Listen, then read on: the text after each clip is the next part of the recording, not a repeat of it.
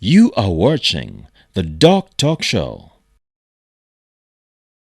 Survivors of the COVID-19 disease often have enormous psychological problems, and one of the biggest problems they face is stigmatization within their communities. So I want to know from our experts how we as community members can help fight stigma against the people who have suffered from the coronavirus, and how we can support them better. Maybe I'll start with you, Dr. Rachel. How can we fight stigma at a community level? Yes, so we need to appreciate and acknowledge that the people who have suffered from COVID are just like us, and that we are all at risk of getting infected with COVID. Okay. So we shouldn't mistreat them. We shouldn't treat them like they have committed a crime. No, there's nothing wrong they did. They simply got infected the same way any of us could get infected. So we should reach out to people who have come from quarantine, people who have been sick and have been discharged. We should welcome them, take care of them, show them support, find out if they have challenges meeting their daily needs, their basic needs. Is it rent? Is it food? Is it water and electricity bills? We should actually reach out to each of those people in our communities and support them through these tough times, so that they can be able to pull through, so that at the end of it, we have not left any of us mentally behind, but we are moving as a community for the mental well-being of the society.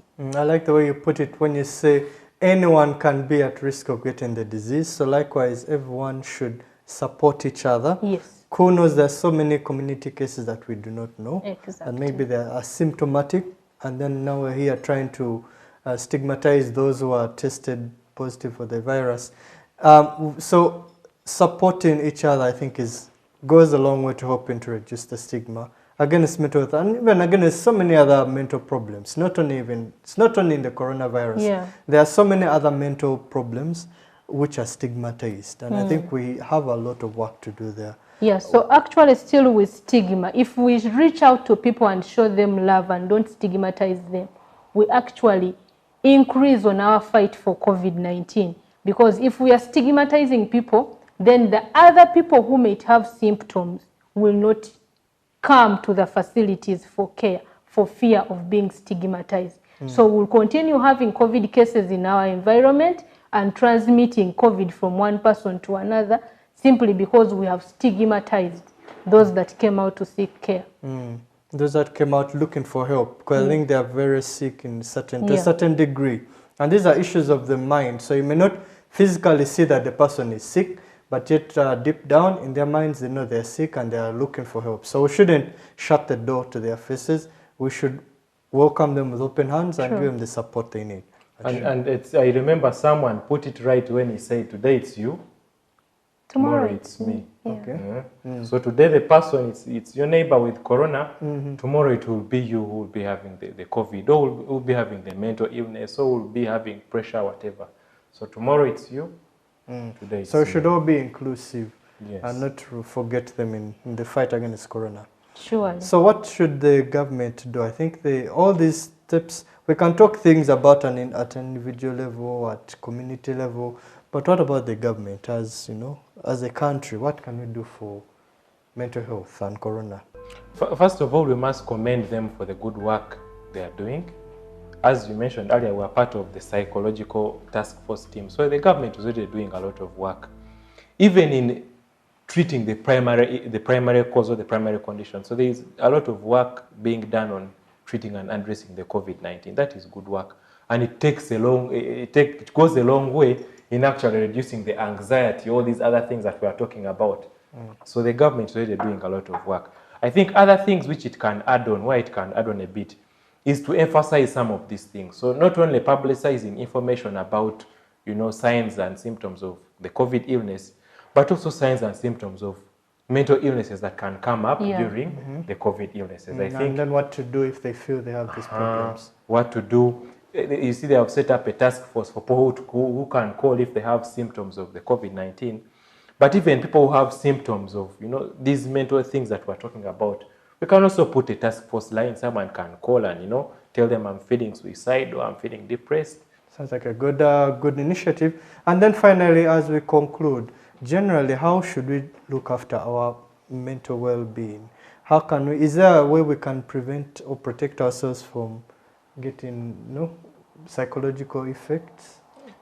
I don't know any better way to put this question. How can we protect our mental well-being amidst this corona epidemic? How can we protect our minds? Our minds, yes. How can we protect our minds? There are many ways. There are many ways you can protect our minds. But I think one of the most important ones is, you know, is eating well. So eat a balanced diet. Eat at the right time. You know, I know you're at home and you may be tricked into snacking and eating too much, but, you know, eat at the right time. Breakfast, lunch, supper, not too much. You know. But doctor, how about people who are actually starving and have no food?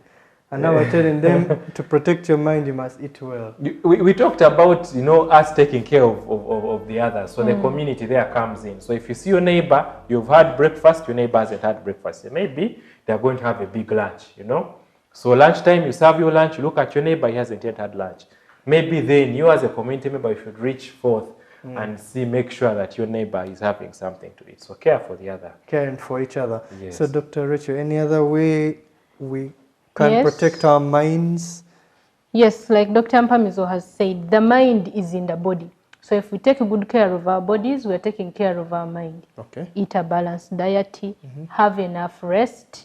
You know, do not work. There are people who are still working, the essential workers, and they are working beyond. Yes. No, we need to regularize our work hours, have enough rest. We need to do physical exercises. We are taking care of our body, but we are taking care of our mind as well. Okay. Exercise, keep fit. And then we talked about talking. Talk, keep in touch with family, keep in touch with friends. We have social media, we have phones. Yes. All these are ways we can reduce the mental burden, yes, the mental effect yes, of the coronavirus. Yes. Okay, excellent. So as we conclude, any final words, doctors? Yes, she has brought up the issue of phones, which we should have talked about earlier, but, you know, keeping away from the phone. Be on the phone, but not too much. So you find someone is on social media 24 hours, sharing videos, you know, all those coffins, I don't know, trucks carrying coffins. These are things that are not, they just increase they are not the good fears for your mind. Yes, okay. They increase these things that are, I don't know, 5G and, you know, very many things really which are not good for the mind. So the advice there would be regulate yourself, you know, keep away from those things. Have a little bit, but not too much. Okay, regulate your use of technology and social media. So Dr. Rachel, any final words? Yeah, so COVID-19 is real, but also the mental health challenges of COVID are real, and we are all at risk. We are all susceptible. None of us is immune. Let's take care of ourselves.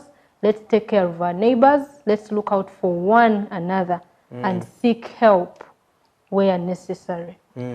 Check on your friends, those people whom you haven't spoken to in a long time. Just drop them a phone call or an SMS or text message to find out how they're doing. You never know how much that will mean to them. If someone is in dire need of help, maybe they are starving, they have no food, please give them some food. You know, that will help them push through this whole entire period until when your time when everything eventually settles down. But we know we shall get through this period. We will. And you see there is good news from, you know, some of the countries, things are starting to return, they're starting to go back to normal. You know, children are starting to go to school.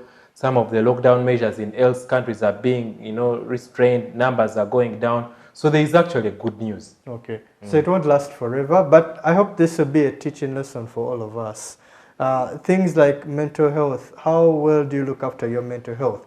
When was the last time you spoke to someone? If you feel you have maybe a depression or an anxiety problem, maybe this is the time to now seek help from a professional, and this will get you through the year in a very good way. So I want to thank you very much, Dr. Arenaitwe Rachel and Dr. Mpamizo Emmanuel, our great psychiatrists. These are medical doctors, let's not forget that, who are at the National Task Force spearheading the psychological, what do you call it? Psychological drive, support, yes, psychological support in this COVID pandemic. So I want to thank them so much for coming out to tell us about mental health and the impact from the coronavirus. I hope you have learned a lot from today's show. If you have any questions, or if you feel you have any symptoms that may relate to what we have talked about, are you struggling with that bottle, do you feel you're depressed, you feel like you loss of hope or loss of interest in life, maybe it's time you better reach out to these professionals and they help you. Good enough, we're using technology, so I imagine, I think you're all on. Yes, they can be reached on social media, they can be reached via telephone, or if you have a health worker and you want to talk to them, please reach out to them. Do not go through this problem alone. In the end, we shall all be victorious. Today on the Doctalk Show, the Bazukulu get fit, boost their immunity as they take on the presidential challenge.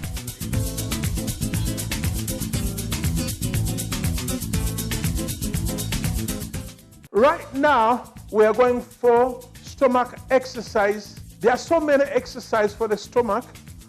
All right, come over here. Do what I do. Okay, stomach exercise, let's go.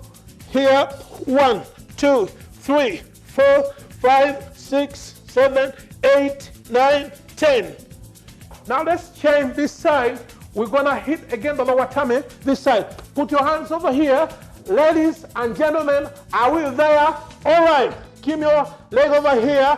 Hit harder the lower tummy. Here, 1, 2, 3, 4, 5, 6, 7, 8, 9, 10. All right, good. Sit over here. Breathe in and out. Breathe in and out. All right, sit over here. We are working on the tummy, all right? Take this side, working on this side of the tummy. Take this side, work out this on the other side of the tummy. All right, let's take 20. Are you ready? 1, 2, 3. Give me your hands over here. Are you see? 3, 4, 5, 6, 7, 8, 9, 10. 1. Squeeze it. 2, 3, 4, 5, 6, 7, 8.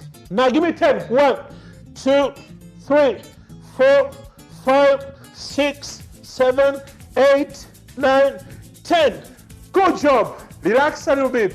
You can take 30 or 20. That one rep. You take 20, you relax. You take 20, you relax. You take 20, you make 5. That's 100. Now you hold yourself here, tuck in your tummy. Then you sit down, you work it out on your tummy. You see how I'm sweating? I'm telling you, when you work it out, you sweat. All right, let's take only 20. Are we there? 1, 2, 3, go. 1, 2, 3, 4, 5, 6, 7, 8, 9, 10 more. 1, 2, 3, 4, 5, 6, 7, 8, 9, and 10. You come, all right.